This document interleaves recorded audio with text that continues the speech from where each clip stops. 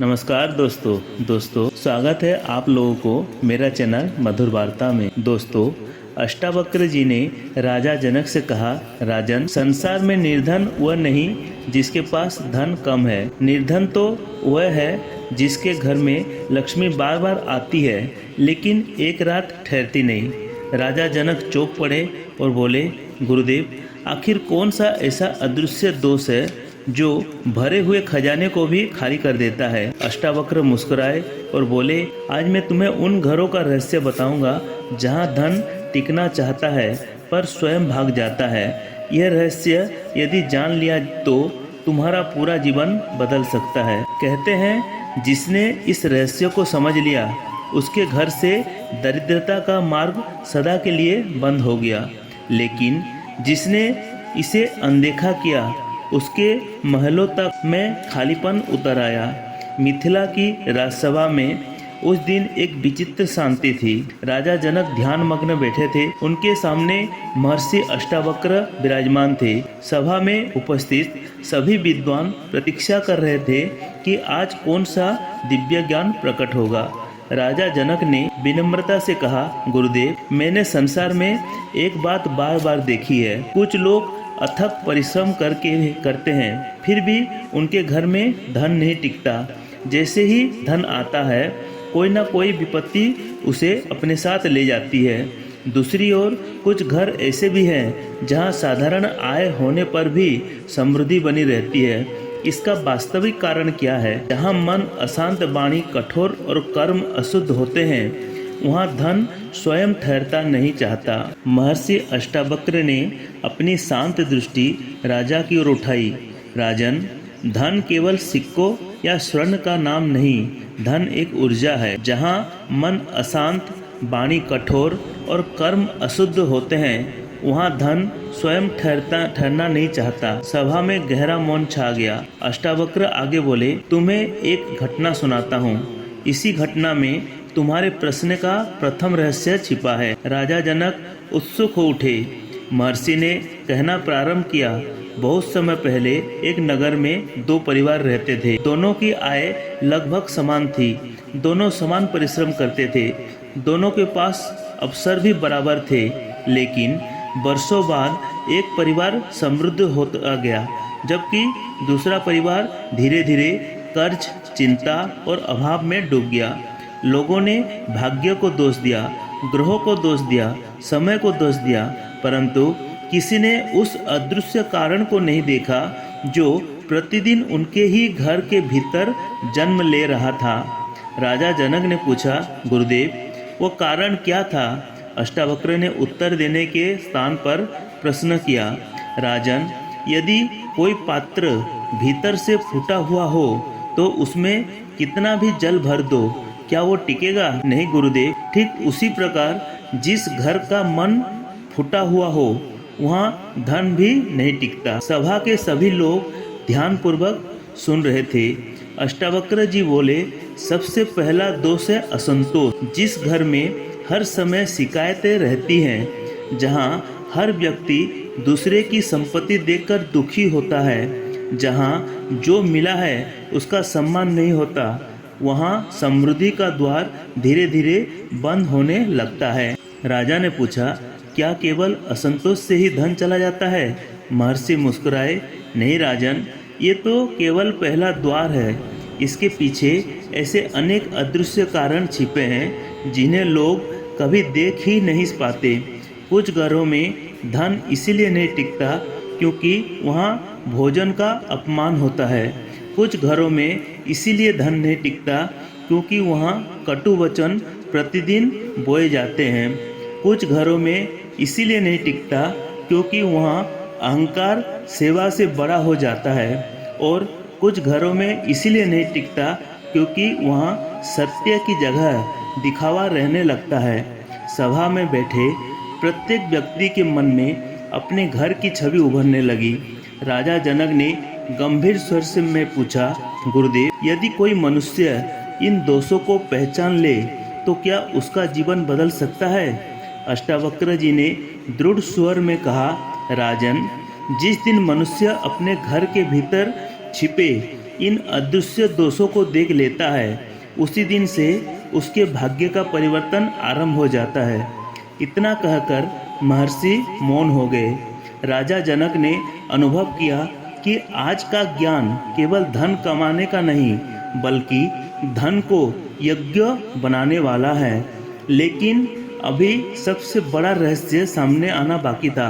महर्षि अष्टावक्र अगले दिन उन 7 गुप्त दोषों का वर्णन करने वाले थे, जिसके कारण लक्ष्मी किसी भी घर में ठहरती नहीं है। राजसभा का अगला दिन पहले से भी अधिक गंभीर था।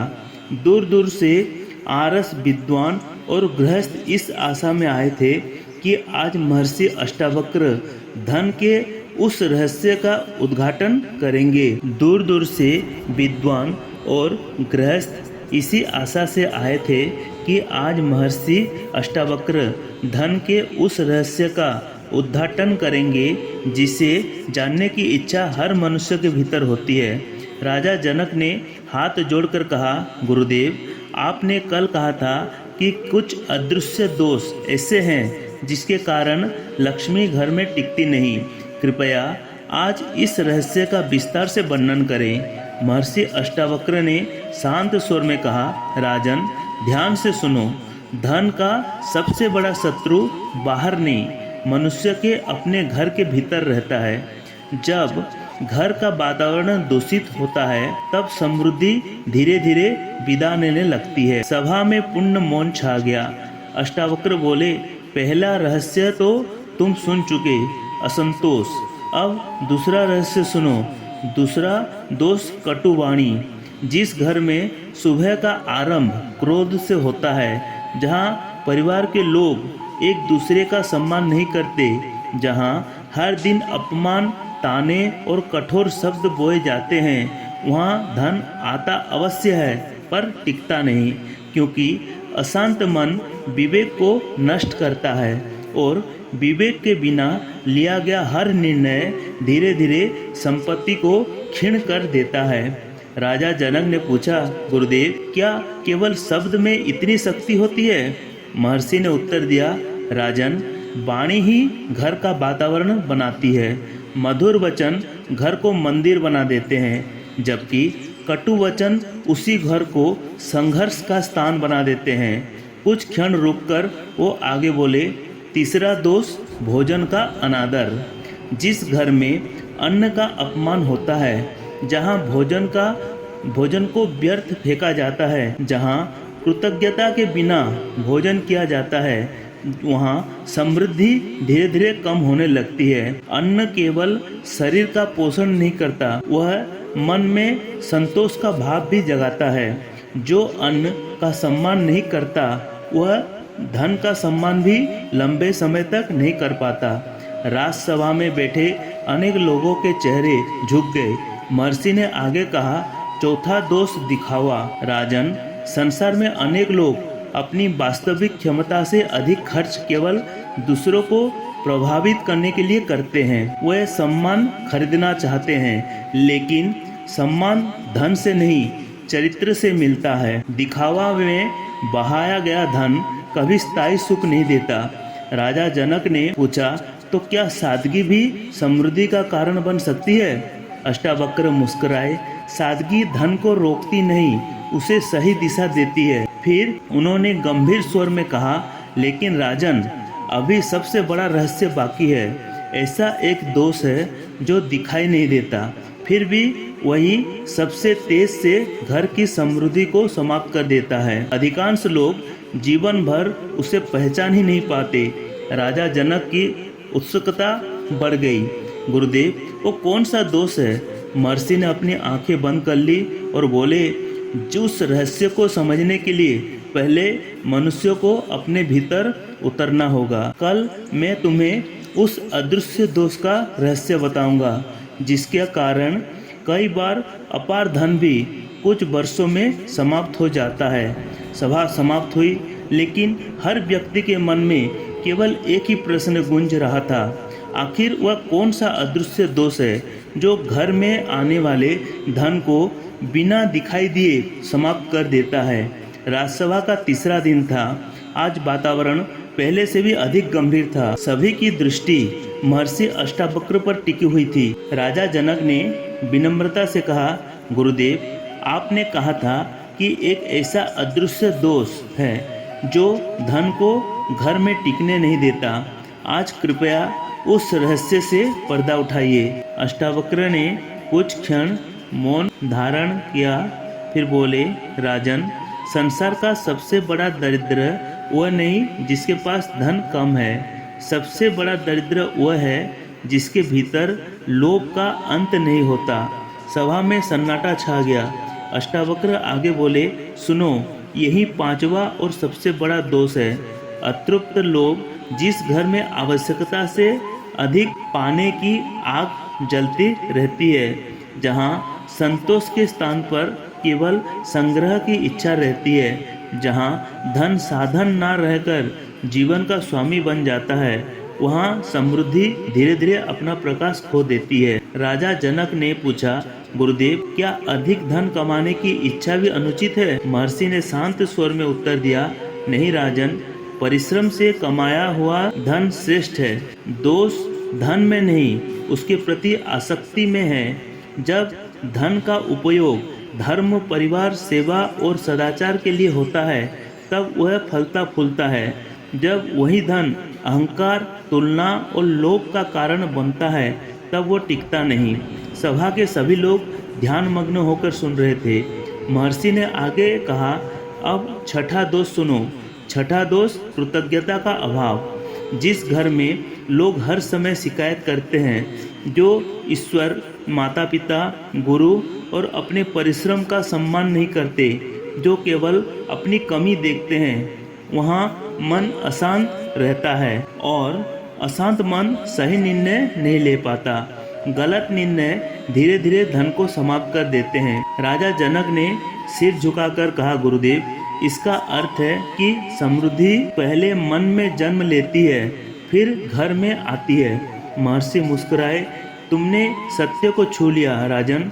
कुछ क्षण बाद उनका स्वर और गंभीर हो गया।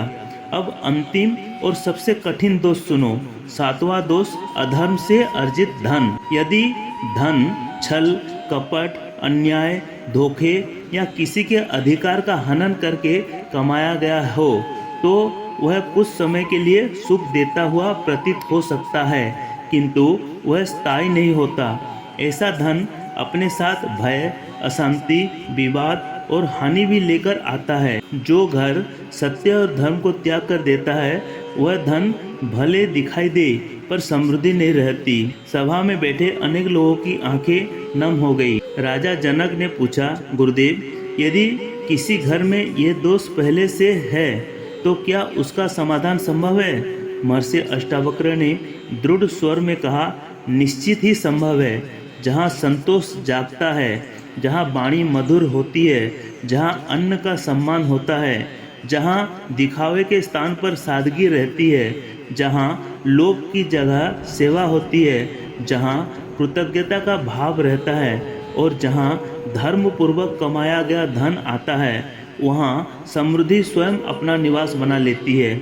इतना कहकर महर्षि मौन हो गए। राजा जनक ने अनुभव किया कि धन को रोकने का उपाय किसी चमत्कार में नहीं, बल्कि मनुष्य के दैनिक आचरण में छिपा है। लेकिन महर्षि ने जाते जाते एक और रहस्यमय बातें कहीं। राजन, धन केवल घर की तिजोरी नहीं देखता, वह घर का वातावरण भी देखता है। प्रातः काल का समय था। मिथिला की राज्यसभा में सूर्य की स्वर्णिम किरणों प्रवेश कर रही थी। महर्षि अष्टावक्र शांत भाव से आसन पर विराजमान थे। राजा जनक सहित समस्त सभा उनके मुख से निकलने वाले अगले वचन की प्रतीक्षा कर रही थी। राजा जनक ने विनम्र स्वर में कहा, गुरुदेव, आपने हमें बताया कि किन दोषों के कारण घर में धन नहीं टिकता। अब कृपा करके ये भी बताइए कि ऐसा कौन सा आचरण है जिससे साधारण गृहस्थ भी अपने जीवन में स्थायी समृद्धि ला सके। महर्षि अष्टावक्र ने राजा की ओर देखकर कहा, राजन, मनुष्य धन को तिजोरी में संभालने का प्रयास करता है, परंतु वह अपने विचारों को संभालना भूल जाता है। जबकि धन पहले विचारों में टिकता है। उसके बाद घर में सभा में बैठे सभी लोग एकाग्र होकर सुनने लगे। अष्टावक्र बोले, पहला आचरण, दिन का आरंभ कृतज्ञता से करो। जो व्यक्ति हर सुबह यह स्वीकार करता है कि उसे जीवन, परिवार, अन्न और कर्म करने का अवसर मिला है, उसके भीतर संतोष का प्रकाश बढ़ने लगता है। कृतज्ञ मन कभी अभाव में नहीं जीता, और जो अभाव में नहीं जीता वह अवसरों को पहचान लेता है। राजा जनक ने कहा, गुरुदेव, क्या केवल सोच बदलने से जीवन बदल सकता है? महर्षि मुस्कुराए, विचार ही कर्म बनते हैं, कर्म ही भाग्य बनते हैं। दूसरा आचरण, आय से कम व्यय। अष्टावक्र ने कहा, बहुत से लोग धन कमाने में नहीं, उसे दिखाने में व्यस्त रहते हैं। वह अपनी आवश्यकता से अधिक खर्च करते हैं। ऐसा व्यक्ति चाहे कितना भी कमाए, अंततः चिंता की ही संग्रह करता है। जो अपनी सीमा पहचानता है वही समृद्धि को स्थिर रखता है। सभा में उपस्थित कई मंत्री एक दूसरे की ओर देखने लगे। तीसरा आचरण, परिवार में सम्मान। महर्षि बोले, जिस घर में माता पिता का आदर होता है, जहाँ पति पत्नी एक दूसरे को सम्मान देते हैं, जहाँ बच्चों को केवल धन नहीं संस्कार भी दिए जाते हैं, उस घर का वातावरण शांत रहता है, और शांत वातावरण में ही विवेकपूर्ण निर्णय जन्म लेता है। चौथा आचरण, परिश्रम और सत्य। राजन, बिना परिश्रम के प्राप्त वस्तु का मूल्य मनुष्य शीघ्र भूल जाता है, लेकिन ईमानदारी से कमाया गया एक छोटा सा धन भी मन को शांति देती है। शांति से लिया गया निर्णय भविष्य में समृद्धि का आधार बनता है। राजा जनक ने गंभीर स्वर से पूछा, गुरुदेव, क्या भाग्य का कोई स्थान नहीं है? महर्षि ने उत्तर दिया, भाग्य अवसर देता है, लेकिन उसे स्थायी बनाना मनुष्य के आचरण पर निर्भर करता है। सभा समाप्त होने लगी। तभी राजा जनक ने अंतिम प्रश्न किया, गुरुदेव, यदि कोई व्यक्ति आज से ही अपने जीवन में ये सभी बातें अपनाना प्रारंभ कर दे तो क्या उसका घर बदल सकता है? महर्षि अष्टावक्र ने कहा, राजन, परिवर्तन कभी बाहर से नहीं आता। जिस दिन घर का वातावरण बदलता है उसी दिन समृद्धि लौटने की यात्रा भी आरंभ हो जाती है। धन वहीं रुकता है जहाँ धर्म, संतोष, सम्मान और सदाचार उसका स्वागत करते हैं। इतना कहकर महर्षि उठ खड़े हुए। राजा जनक ने उनके चरणों में प्रणाम किया। उस दिन राजसभा से लौटते समय प्रत्येक व्यक्ति के मन में एक ही विचार था, धन कमाना कठिन नहीं, उसे योग्य बनकर टिकाए रखना ही सबसे बड़ा ज्ञान है। यहीं से महर्षि अष्टावक्र की ये अद्भुत शिक्षा पूरे राज्य में फैल गई। लोगों ने अपने घरों का वातावरण बदला, अपने व्यवहार को सुधारा और समझ लिया कि वास्तविक समृद्धि केवल तिजोरी में नहीं बल्कि मन, परिवार और सदाचार में बसती है। राजसभा का अंतिम दिन था। आज पूरे मिथिला राज्य में एक ही चर्चा थी, महर्षि अष्टावक्र आज धन का अंतिम रहस्य बताएंगे। सभा में गहरा मौन था। राजा जनक ने हाथ जोड़कर कहा, गुरुदेव, आपके वचनों ने मेरे जीवन की दिशा बदल दी। अब कृपा कर इस ज्ञान को पूर्ण कीजिए ताकि आने वाली पीढ़ियों भी इसका लाभ उठा सके। महर्षि अष्टावक्र ने शांत दृष्टि से पूरी सभा को देखा और बोले, राजन, आज मैं वह अंतिम सत्य कहूँगा जिसे सुनकर मनुष्य समझ जाएगा कि धन घर में क्यों आता है और क्यों चला जाता है। कुछ क्षण मौन रहने के बाद उन्होंने कहा, धन कभी किसी का स्थायी नहीं होता, वह केवल उस घर का अतिथि बनता है जहाँ सत्य, संतोष, सेवा, संयम और सदाचार का सम्मान होता है। सभा में बैठे सभी लोग ध्यान मग्न हो गए। अष्टावक्र बोले, मनुष्य यह समझता है कि उसकी तिजोरी उसे धनी बनाती है, लेकिन वास्तविक समृद्धि तिजोरी में नहीं, मन की पवित्रता में रहती है। यदि मन अशांत है, यदि परिवार बिखरा हुआ है, यदि रिश्तों में प्रेम समाप्त हो चुका है, यदि धन के लिए धर्म का त्याग किया जा रहा है, तो चाहे सोने का पर्वत भी घर में रख दो, समृद्धि अधिक समय तक नहीं ठहरेगी। राजा जनक की आंखें नम हो गई। उन्होंने कहा, गुरुदेव, आज मुझे समझ में आ गया, धन कमाने से पहले मनुष्य को स्वयं को यज्ञ बनाना चाहिए। महर्षि मुस्कुराए, यही इस ज्ञान का सार है। राजन, धन को बांधने का कोई मंत्र नहीं, लेकिन उसे रोकने का एक मार्ग अवश्य है। सत्य का पालन करो, धर्म पूर्वक कमाओ, संतोष के साथ जियो, सेवा का भाव रखो और अपने परिवार में प्रेम बनाए रखो। ऐसे घर का वैभव कभी व्यर्थ नहीं जाता। इतना कहकर महर्षि अष्टावक्र उठ खड़े हुए। पूरी राजसभा उनके सम्मान में खड़ी हो गई। राजा जनक ने उनके चरणों में प्रणाम करते हुए कहा, गुरुदेव, आज आपने हमें धन कमाने का नहीं, धन के योग्य बनने का ज्ञान दिया है। यही ज्ञान मेरे राज्य की सबसे बड़ी संपत्ति रहेगा। महर्षि ने आशीर्वाद दिया, राजन, याद रखना, जिस घर में चरित्र सबसे बड़ा धन होता है, वहाँ लक्ष्मी बिना बुलाए भी चली आती है, और जिस घर में केवल धन ही सबसे बड़ा बन जाता है, वहाँ लक्ष्मी एक दिन मौन होकर चली जाती है। उस दिन के बाद मिथिला में लोगों ने केवल अधिक धन कमाने का प्रयास नहीं किया, बल्कि अपने घरों का वातावरण बदलना शुरू किया। परिवार में सम्मान बढ़ा, व्यर्थ के झगड़े कम हुए, अन्न का आदर होने लगा और लोग समझ गए कि समृद्धि केवल कमाई से नहीं, बल्कि जीवन जीने के ढंग से आती है। इसी परिवर्तन के साथ महर्षि अष्टावक्र की ये दिव्य शिक्षा पूरा राज्य में फैल गई और पीढ़ियों तक सुनाई जाती रही। यदि आज आपने इस कथा को केवल कहानी समझकर छोड़ दिया, तो शायद सब कुछ पहले जैसा ही रहेगा। लेकिन यदि अष्टावक्र के इन 7 रहस्यों में से केवल एक भी बात अपने घर में उतार ली, तो संभव है आने वाले वर्षों में आपका जीवन बदल जाए, क्योंकि धन हमेशा उसी घर का मार्ग खोजता है जहाँ मन शांत, कर्म पवित्र और परिवार एकजुट होता है। सोचिए, कहीं अनजाने में आपके घर में भी ऐसा तो कोई दोस्त नहीं जो समृद्धि को दरवाजे से ही लौटा देता हो। दोस्तों, अगर आप लोगों को मेरा ये वीडियो पसंद आया तो मेरा चैनल मधुर वार्ता को प्लीज़ लाइक, शेयर और सब्सक्राइब कर दीजिएगा। भगवती जगत जननी माँ दुर्गा आप सबकी कल्याण करे। इसी शुभकामनाओं के साथ आप लोगों को मेरी तरफ से जय माँ दुर्गा।